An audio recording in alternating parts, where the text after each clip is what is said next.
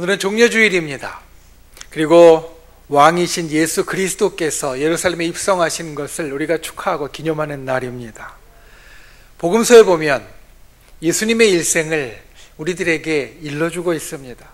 예수님께서 이 땅에 탄생하신 그 순간부터 예수님이 자라나시는 것과 그리고 우리를 구원하시기 위하여서 여러 가지 놀라운 일들을 행하셨던 것, 때로는 기적으로, 때로는 기도로, 때로는 고난으로, 때로는 가르침으로, 교훈으로 우리 가운데 함께해 주셨던 그 많은 일들을 우리들에게 보여주고 있고, 또 우리가 지내고 있는 이 사순절과 그리고 이제 고난주간 한 주간의 예수님의 모습과 그 모든 것을 이기시고 부활하신 것과 승천하신 것까지 복음서는 우리들에게 예수님의 모습을 일러주고 있습니다.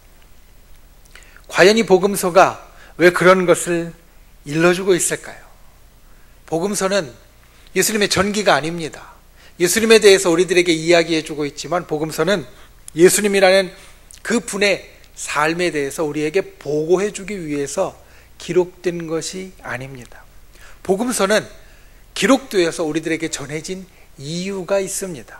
단순히 예수님이 이런 분이시다라는 것을 우리들에게 보여주고 그것만 표현해 주려고 한 것이 아니라 복음서가 우리들에게 기록된 이유가 있습니다.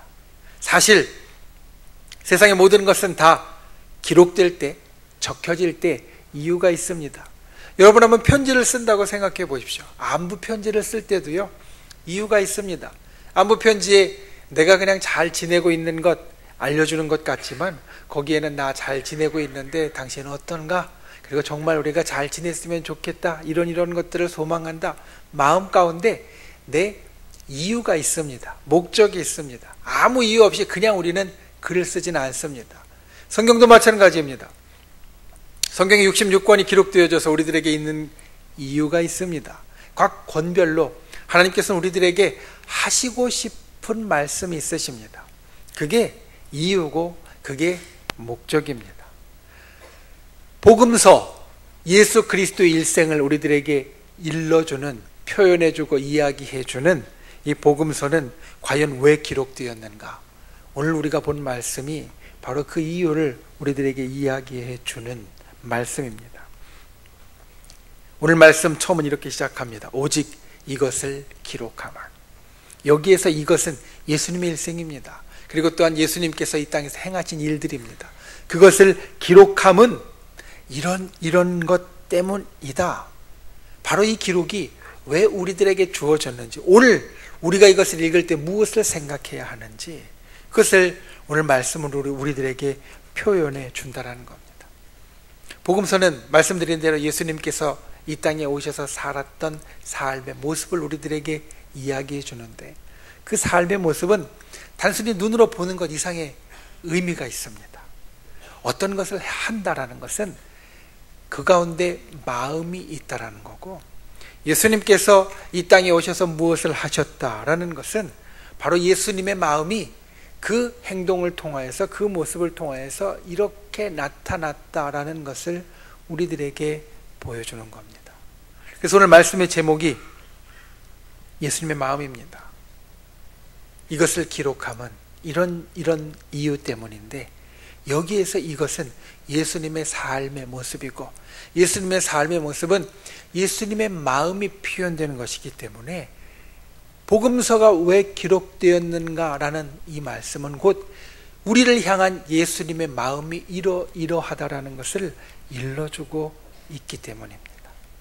오늘 말씀을 통하여서 특별히 고난주간을 들어가면서 우리에게 고난의 시간, 또 기억할 시간, 기념할 시간, 또 그를 통하여서 우리 가슴에 능력을 품을 시간에 들어가면서 예수님께서 어떤 마음으로 이 모든 것을 다 당하셨고 이루셨고 또 완성하셨는지, 그 예수님의 마음을 깨닫고 그 마음을 저 여러분의 마음으로 삼을 수 있는 귀하고 복된 분들 되실 수 있기를 예수님의 이름으로 축원을 드립니다. 첫 번째, 예수님의 마음은 우리에게 믿음을 주기 원하는 마음이십니다. 요한복음에는 믿음이라는 단어가 아주 많이 나옵니다. 예수님의 일생에 대해서 우리에게 이야기해주는 책을 복음서라고 하는데, 이 복음서는 성경에 4권이 있습니다.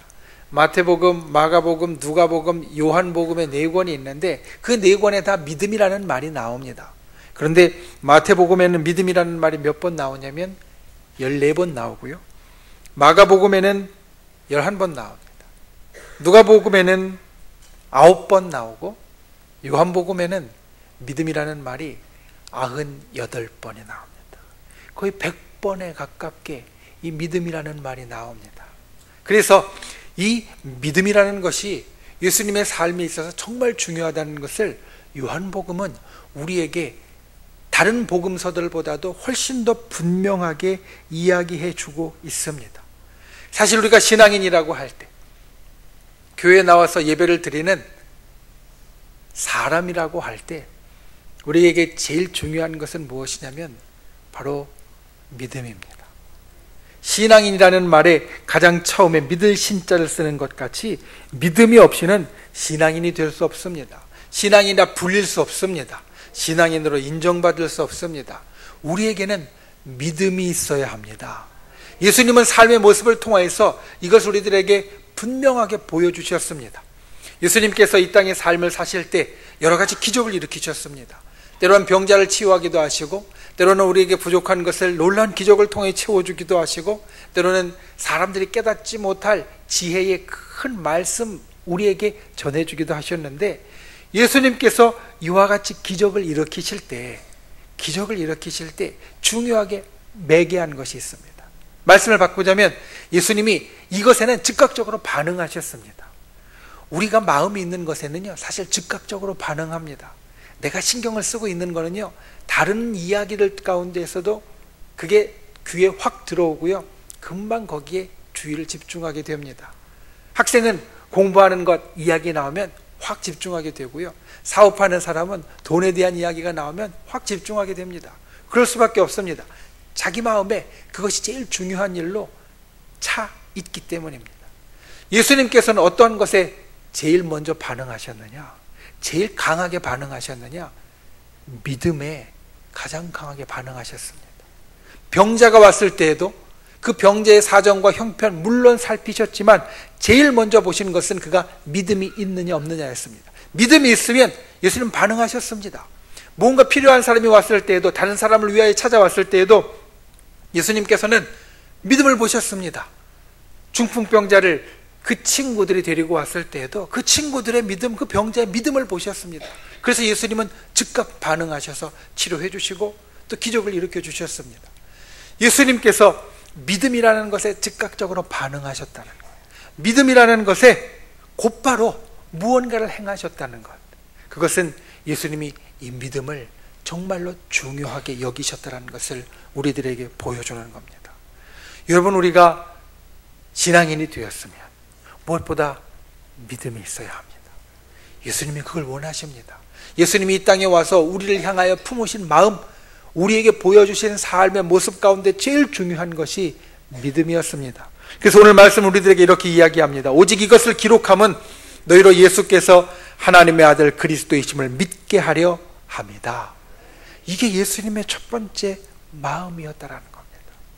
예수님이 하나님의 아들이심을 믿게 하고 예수님이 그리스도이심을 믿게 하는 것.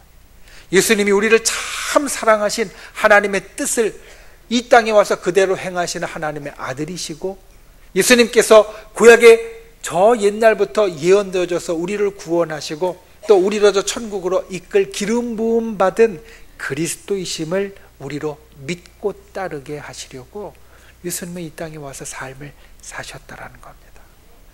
여러분이 예수님의 마음을 헤아리는 분들 되시길 바랍니다.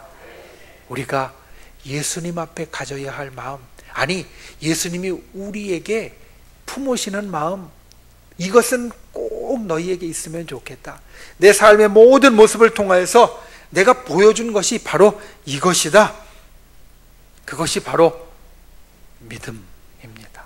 저와 여러분에게 그와 같은 믿음이 있기를 예수님의 이름으로 축원을 드립니다. 그와 같은 믿음이 저와 여러분의 심령 가운데 있기를 주님의 이름으로 축원을 드립니다. 이 믿음을 거듭 이야기해도 지나치지 않을 것은 이 믿음이 상태가 아니라 우리 삶의 행동이기 때문에 그렇습니다. 성경의 믿음은 본래부터 명사가 아니라 동사에서 온 것입니다. 명사는 어떤 상태입니다. 명사는 하나의 상태, 되어진 것을 이야기하지만 동사는 계속해서 진행되어지는, 계속해서 행해야 될 것을 말합니다. 만약 믿음이 상태를 이야기하는 것이라면 우리는 한 모습, 믿음이 좋은 모습 딱 정해지면 다 끝났을 겁니다. 10년 전에 또는 한 달 전에, 1년 전에 내 믿음이 이렇게 좋은 모습으로 딱 정해졌어 라고 했으면 우리는 그것으로 완성되었다라고 이야기하고 끝났을 겁니다. 그런데 믿음은 그런 명사가 아닙니다. 본래 동사에서 나오는 겁니다. 움직이는 겁니다. 계속해서 행동하는 겁니다. 이루어가야 하는 겁니다. 믿음은 한 번 딱 되어진 것으로 끝나는 것이 아니라 날마다 우리의 삶에서 무언가를 이루어가고 만들어가고 나아가고 행동해가는 것에서 이루어진다는 겁니다. 그래서 예수님은 우리에게 믿음에 대해서 이야기하시는 겁니다. 믿음에 대해서 한 번 강조하시고 끝나는 것이 아니라 요한복음에 100번에 가깝게 믿음에 대해서 이야기하실 정도로 믿음은 우리의 삶을 통하여 계속해서 이루어져야 할, 만들어져야 할 그러한 것이기 때문에 말씀하시고 있다는 겁니다. 워너메이커, 백화점의 왕이라 불리는 워너메이커는 이런 이야기를 했습니다. 만일 여러분이 기도보다 더 큰 즐거움을 발견한다면, 성경보다 더 좋아하는 책을 발견한다면, 교회보다 더 좋은 장소를 발견한다면 신앙의 경보를 울려야 합니다. 만약 주님이 베풀어 주신 식탁보다 더 좋은 식탁을 발견한다면, 예수님보다 더 좋은 무엇을 발견한다면, 천국보다 더 좋은 것을 발견하려 한다면 여러분은 신앙의 경보를 울려야 합니다. 왜냐하면 이것은 내가 주님을 멀찍이 따르고 있다는 증거이기 때문입니다. 내가 주님보다 더 좋은 무언가를 찾으려 한다면, 기도보다 더 좋은 무언가를 찾았다면, 교회 오는 것보다 더 좋은 것을, 더 좋은 장소를 발견했다면, 성경보다 더 좋아하는 책을 찾았다면 그거는 여러분 예수님과 멀어졌다는 증거라는 겁니다. 믿음이 떨어졌다는 증거라는 겁니다. 우리가 날마다 주님과 가까이 가려고 하고 날마다 주님과 붙어 있으려 하고 날마다 주를 따라가려고 할 때 우리의 믿음이 주님께서 원하시는 대로 이루어지는데, 이와 같은 삶의 모습에 날마다 기도에 힘쓰고 날마다 말씀에 즐거워하고 날마다 교회 오는 것 즐겨하고 그리고 날마다 주와 함께하는 것을 내가 기뻐할 때 우리의 믿음이 날마다 앞으로 나아갈 수 있다라는 겁니다. 여러분, 이러한 믿음을 가질 수 있길 원합니다. 주님의 마음을 헤아릴 수 있길 원합니다. 주께서 이 땅에 와서 행하신 모든 것들이 믿음을 위함이었습니다. 우리가 그와 같은 믿음을 날마다 우리의 삶의 모습을 통하여서, 행동을 통하여서 더욱더 아름답게 만들어 가실 수 있는, 특별히 이 종려주일과 고난주간에 주께서 우리들에게 모든 것을 주신, 목숨까지도 주신 이유였던 믿음을 주님 앞에 견고하게 세워갈 수 있는 저 여러분이 되실 수 있기를 예수님의 이름으로 축원을 드립니다. 두 번째로, 예수님의 마음은 우리에게 생명을 주시고자 하는 마음입니다. 오늘 말씀 31절 말씀에 그 전절인 30절 말씀을 보면 이렇게 우리들에게 말합니다. 예수께서 제자들 앞에서 이 책에 기록되지 아니한 다른 표적도 많이 행하셨으나, 예수님께서는 이 땅에 오셔서 많은 표적을 행하셨습니다. 표적은 영어로 하면 사인입니다.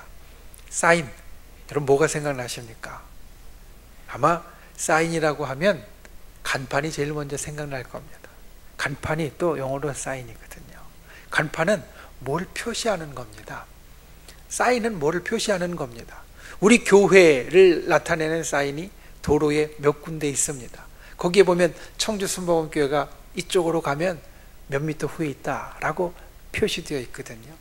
그 사인은 무엇을 의미하냐면 우리를 인도하는 겁니다. 길을 나타내는 겁니다. 우리 교회가 여기 있다는 걸 표시해 주는 겁니다. 그런데 예수님께서 이 땅에 오셔서 행하셨던 여러 기적들, 이 땅에 오셔서 행하셨던 많은 역사들, 그것을 성경은 표적이다, 사인이다 라고 말합니다. 왜냐하면 그 기적은 기적 자체로 의미가 있는 것이 아니라 그것이 가리키고 있는 것이 의미가 있기 때문입니다. 우리가 경험하는 기적은, 우리가 경험하는 놀라운 역사는 그것 자체로 의미가 있는 것이 아니라 그것이 가리키고 있는, 그것이 인도하고 있는 것이 의미가 있기 때문입니다. 그것을 오늘 말씀은 이렇게 이야기합니다. 첫 번째는 믿음이었고, 그리고 그 믿음을 통하여서 오늘 본문의 31절 하반절에 보면 또 너희로 믿고 그 이름을 힘입어 생명을 얻게 하려 함이니라.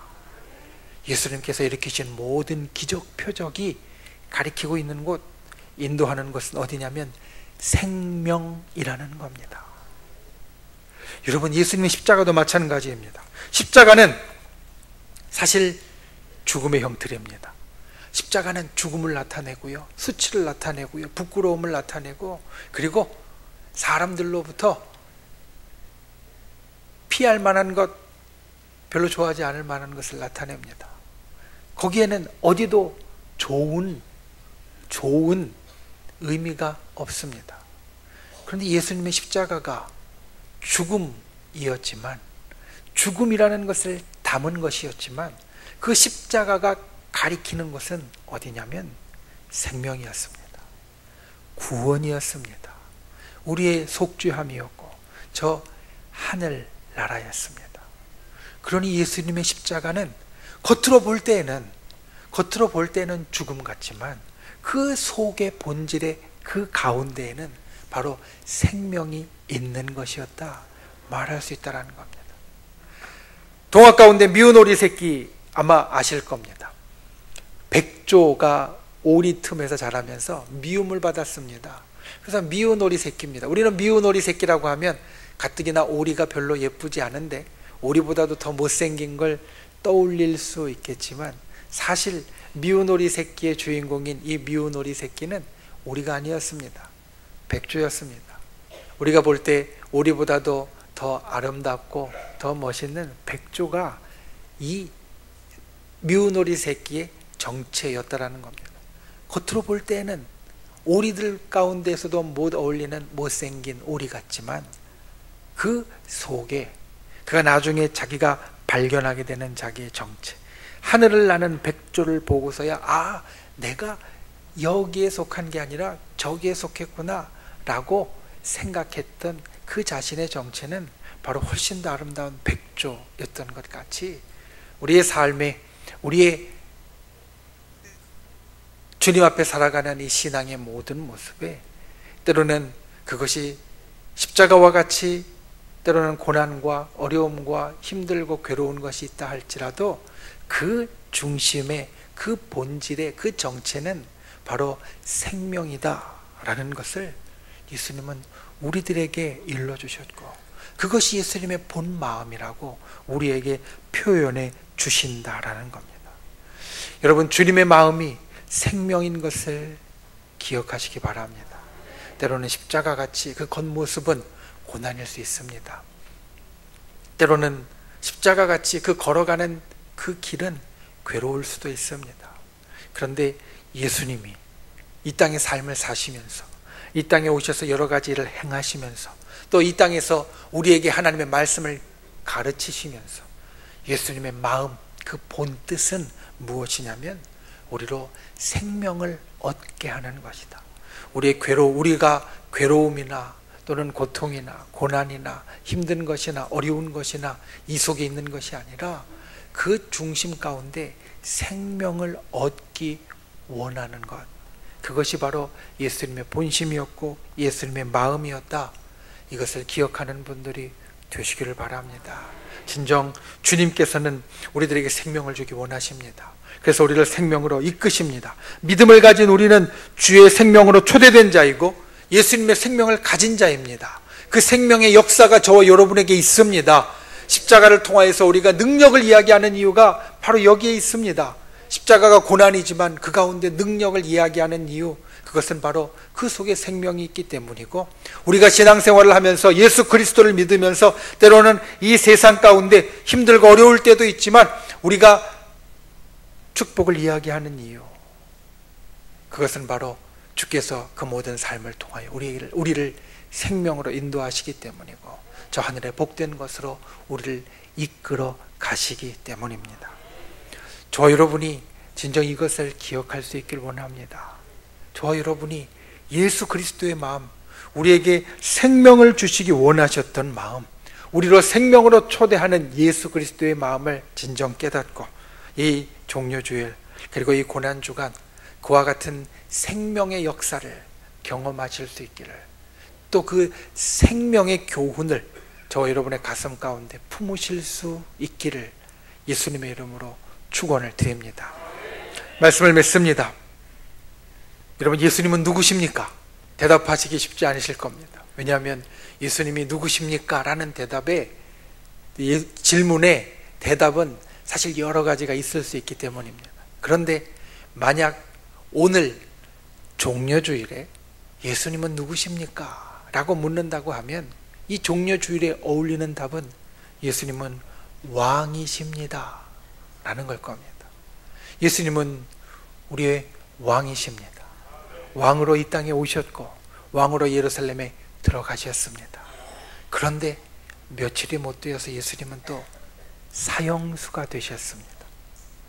왕과 사형수, 이 두 개는 사실 어울리는 것이 아닙니다. 왕은 존귀한 이름이고 사람들이 선망하는 이름이지만 사형수는 비천한 이름이고 사람들이 좋아하지 않는 이름입니다. 그런데 이 둘이 예수 그리스도라는 한 몸 안에 어울렸습니다. 아니, 정확하게 이야기하면 예수님께서 이 두 개의 짐을 다 짊어지셨습니다. 그리고 그 두 개의 짐을 짊어지심으로 우리에게 예수님의 마음을 보여주셨고 예수님의 마음을 알려주셨습니다. 우리를 사랑하셨기에 이 어울리지 않는 것을 사실은 짊어지셨는데, 우리를 사랑하심으로, 그래서 이 두 개를 다 짊어지심으로, 왕과 사형수라는 이 두 개를 다 짊어지심으로 우리들에게 보여주신 예수님의 마음은 첫 번째 믿음이었음을 기억하십시오. 여러분, 우리가 주님 앞에 믿음이 있는 자가 되어야 합니다. 믿음은 한 번 이루어지는 것으로 끝나는 것이 아닙니다. 말씀드린 대로 믿음은 결코 상태가 아닙니다. 믿음은 우리가 계속 이루어야 할 우리의 삶의 모습이자 우리의 노력이고 우리의 행동입니다. 그러니 주님께 가까이 가는 그 믿음의 모습, 주님과 함께하는 그 믿음의 모습, 그것을 날마다 이루어갈 수 있는 분들이 되시기를 바랍니다. 이 모든 표적에 가리키는 것은 믿음이다 라는 것을 기억하여 그 믿음을 이 가슴에 새길 수 있는 저 여러분이 될 수 있기를 주님의 이름으로 축원을 드립니다. 그리고 이 모든 표적의 또 다른 가리킴, 인도함은 바로 생명이라는 것을 기억하는 분 되시기를 바랍니다. 예수 그리스도의 고난을 우리가 기리지만, 십자가를 우리가 기억하지만, 그것이 우리에게 있어서 죽음이 아니요 멸망이 아니요 그리고 우리에게 있어서 고통이나 고난이나 저 밑으로 내려가게 하는 것이 아니라 주님께서는 그를 통하여 우리들에게 생명을 주셨고 생명의 역사를 이루신다라는 것, 겉의 모습은 십자가라는 죽음의 형태이지만 그 속에는 우리를 향한 구원의 생명이 있다라는 것을 기억하시고, 생명의 역사, 살리는 역사, 주께서 우리의 삶에 참으로 좋게 행하시는 역사가 저와 여러분의 삶 가운데, 특별히 이 고난주간의 한 주간의 삶 가운데 아름답게 피어날 수 있기를, 또 견고하게 세워질 수 있기를 예수님의 이름으로 축원을 드립니다.